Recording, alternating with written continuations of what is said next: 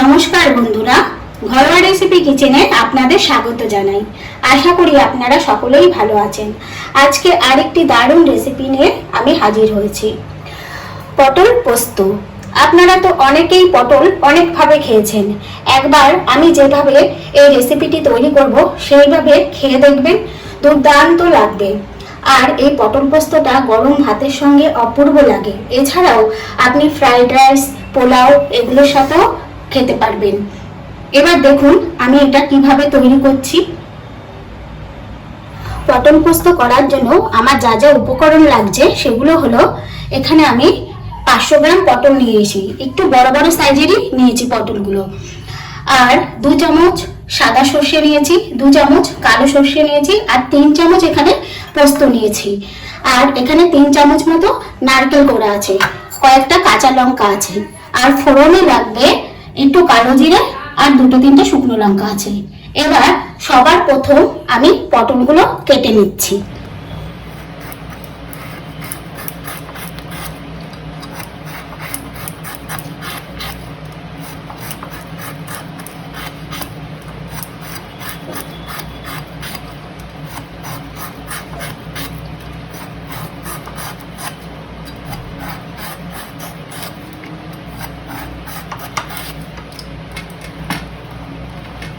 পটলগুলো সব আমি এইভাবে ছাড়িয়ে নিয়েছি। এবার এই পটলটার ঠিক এই মধ্যখান দিয়ে একটু কাটলাম, আর এই সাইড দিয়ে একটু কেটে আমি এই রকম করে দিলাম। তাতে কি হবে, ভেতরে মশলাগুলো খুব ভালোভাবে ঢুকবে। এইভাবে আমি সবকটা পটলকে কেটে নেব, একদম এই যে এতটুকু মধ্যখান, তারপরে এই 2 সাইড দিয়ে আবার এরকম করে এই অবধি, এরকম ভাবে আমি সমস্ত পটলগুলো কেটে নিচ্ছি। পটলটা কেটে ভালো করে ধুয়ে নিয়েছি। এবার আমি এর মধ্যে সামান্য লবণ আর একটু হলুদ এটা দিয়ে পটলটাকে খুব ভালো করে মাখিয়ে রাখছি।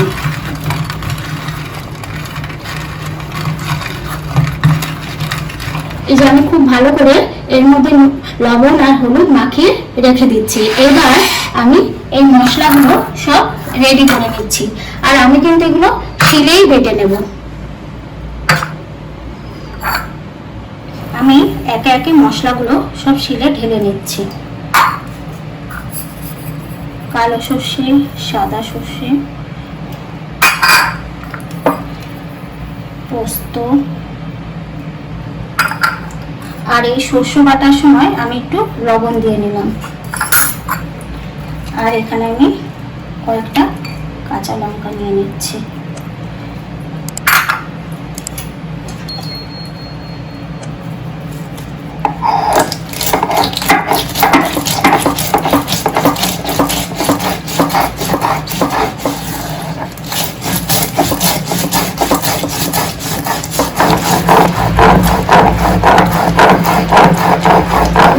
মশলাটা বাটা হয়ে গেছে, এবার আমি তুলে নিচ্ছি।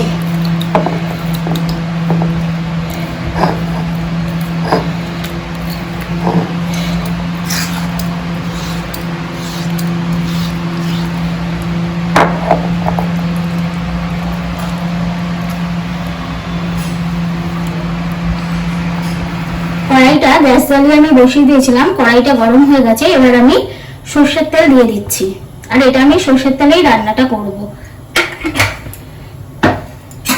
তেলটা গরম হলে আমি পটলগুলো ভালো করে ভেজে তুলে নেব, একটু লাল লাল করে ভেজে তুলে নেব। তেলটা গরম হয়ে গেছে, এখন গ্যাসের ফ্লেমটা আমি লো করে দিয়ে তারপর পটলগুলো ছাড়ছি।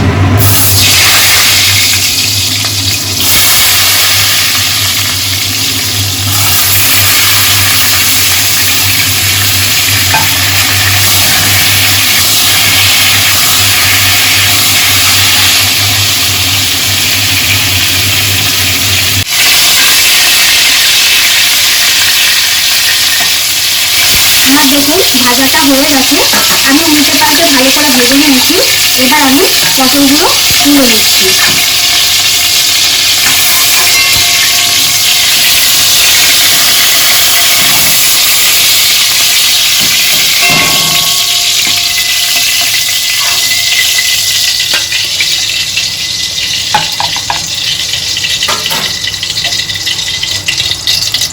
এবার এই তেলের মধ্যে আমি আর একটু সামান্য তেল দিচ্ছি।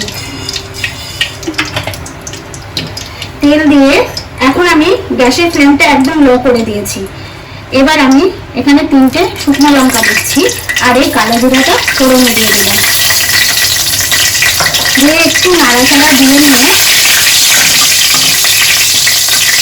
এবার আমি এর মধ্যে আগে একটু হলুদটা দিয়ে দেবো। হলুদটা আগে দিলে কালারটা খুব সুন্দর আসবে। আর এখানে আমি একদম অল্প হলুদ ব্যবহার করব। হলুদটা দিয়ে নিলাম। এবার সবার প্রথমে এখানে আমি একটু নারকেলও বেটে নিয়েছিলাম, এই নারকেল বাটাটা সবার প্রথমে দিয়ে দিচ্ছি।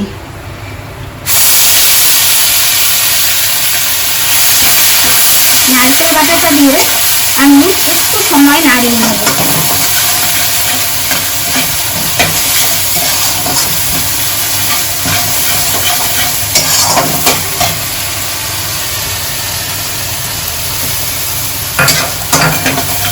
নারকেল বাটাটা দিয়ে আমি একটু সময় নাড়িয়ে নিয়েছি। এবার আমি সর্ষে, পোস্ত আর লঙ্কা বাটাটা দিয়ে দিচ্ছি।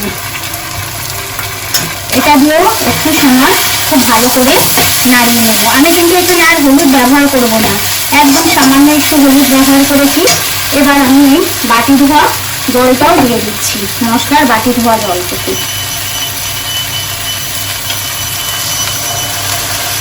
এবার এটাকে আমি খুব ভালো করে একটু কষিয়ে নিচ্ছি। 3-4 মিনিট আমি মশলাটাকে খুব ভালো করে কষিয়ে নিয়েছি।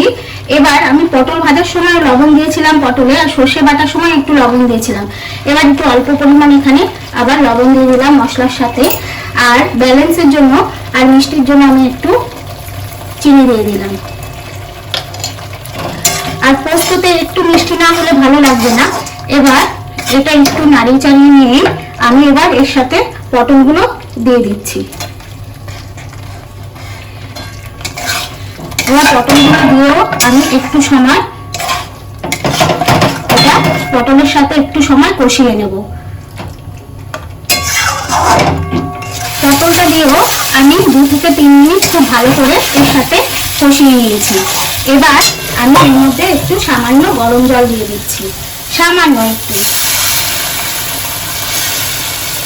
কারণ এটা আমি মাখামাখাই নামাবো। একটু সামান্য দিয়ে আমি এই মিনিট 2-এর জন্য এটাকে হতে দিচ্ছি, তাহলেই আমার পটল পোস্তটা রেডি হয়ে যাবে। আর বন্ধুরা, আমি যেভাবে এই পটল পোস্তটা করলাম একবার অবশ্যই এইভাবে বাড়িতে আপনারা ট্রাই করবেন। আর এটা খেতে কিন্তু দুর্দান্ত লাগে। আর এই যে আমি নারকেলটা দিলাম, এই নারকেলটার জন্য এটা স্বাদটা দ্বিগুণ বেড়ে যাবে। আপনারা একবার অবশ্যই কিন্তু এটা রান্না করবেন, আর রান্না করে আমাকে জানাবেন কি রকম হয়েছে। একটা কমেন্ট করে অবশ্যই জানাবেন, আর একটা লাইক করবেন, শেয়ার করবেন, সাবস্ক্রাইব করে আমার পাশে থাকবেন। পটল পোস্তটা আমার সম্পূর্ণভাবে রেডি হয়ে গেছে। এবার আমি এর মধ্যে নামানোর আগে 3-4টে চেরা কাঁচা লঙ্কা দিয়ে দিলাম। দেখুন, এটা খুব সুন্দরভাবে তৈরি হয়ে গেছে। এবার আমি গ্যাসটা বন্ধ করে দিচ্ছি। আর আপনারা কিন্তু অবশ্যই লবণটা একটু চেক করে নেবেন। গ্যাসটা বন্ধ করে দিয়ে আমি এটা নামিয়ে নিচ্ছি।